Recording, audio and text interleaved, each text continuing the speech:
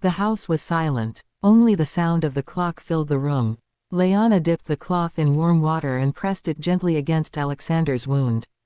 Her heart hurt seeing him like this. "Does it hurt very much?" she asked softly. Aleksander's lips curved into a faint smirk.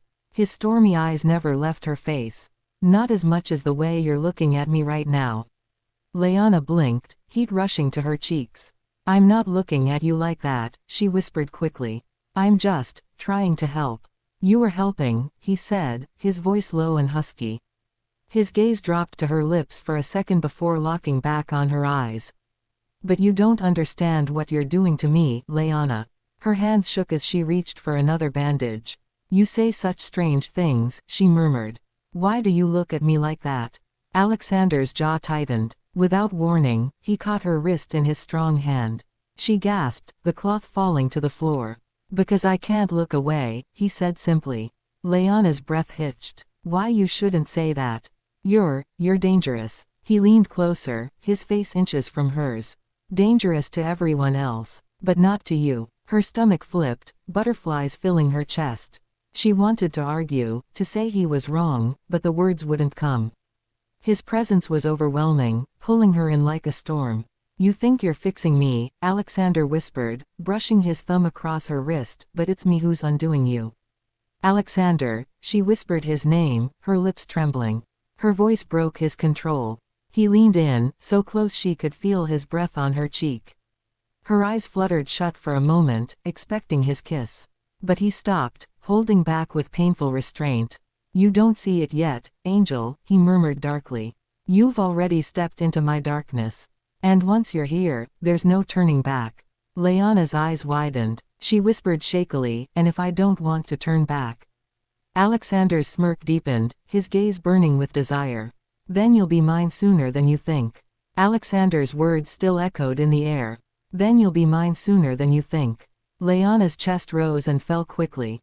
Her cheeks burned hot, and for a second she couldn't breathe. Then she shook her head, standing up suddenly. "And no, I can't stay here," she whispered, her voice shaky.